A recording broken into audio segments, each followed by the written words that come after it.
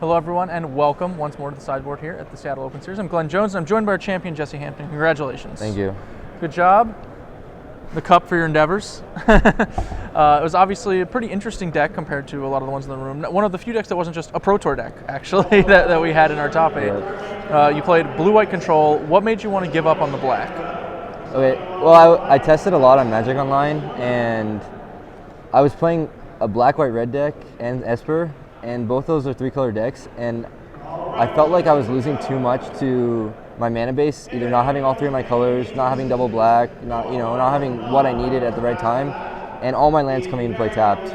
Like, you just can't, either you have to have your first 2 or 3 lands come into play tapped, and then shock yourself most of the time, because the entire deck is non-basics. Sure. So I just wanted to be able to play my spells on time and not take damage from them. It certainly paid off. Did you feel the loss of things like Thoughtseize and Doomblade specifically? It seems like those cards were big selling points this weekend specifically. Doomblade not so much, because I had 4 Last Breath in my sideboard, and Doomblade Last Breath hits almost everything that you want to Doomblade. And it also hits Nightveil Spectre, which is huge against the Devotion decks. So that card was really good for me. I boarded in usually 2 to 4 in almost every round, except for in the control mirrors, obviously. And what was the other card? Thoughtseize. I would have liked, but I mean, you have to make sacrifices somewhere. Ideally, if I could, I would have played this deck with 4 Thoughtseize as main deck, because I think it is probably the best card in Standard. Maybe Mutavolt's better, but you just can't make the mana work, I don't think.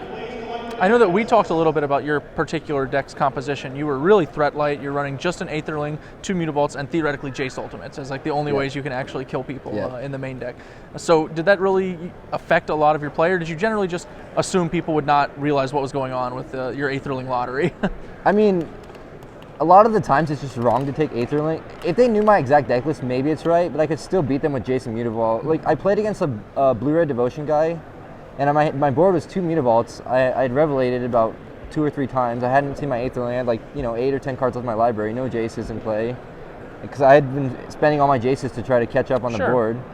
And I had counterspells in my hand. I got him hell-bent. He had a Purphoros in play, and I started attacking for 4 every turn.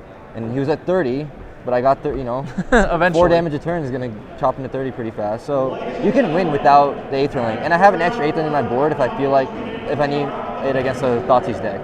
Sure. I was going to ask, how frequently did you board in that? A lot. I boarded it in, actually. It won me. What happened was against green-red, I boarded it in because I just thought I needed an extra win condition. Sure. And it was really good game 2. It was actually good game 1, but it was really, really good game 2 because it locked down his board and then killed all of his planeswalkers and then killed him. So you wouldn't think you would need it in that matchup, but you really needed a big threat that could block their guys and then race them efficiently. Especially because he had Mistcutter Hydra, which is a huge problem for this deck. All right, well, the Legacy Open's about to get started. I know you're playing in that. You've sleeved up a little Tendrils number, I see. You still got to grab a few cards before we actually get that started. So congratulations once again, and good luck in the Legacy Open. Hopefully I win that too, but we're going to go ahead and toss it back to the booth. And AJ and Matthias will take it from there. We'll do a little bit of a break before we come back with the Legacy Open in round 3. So.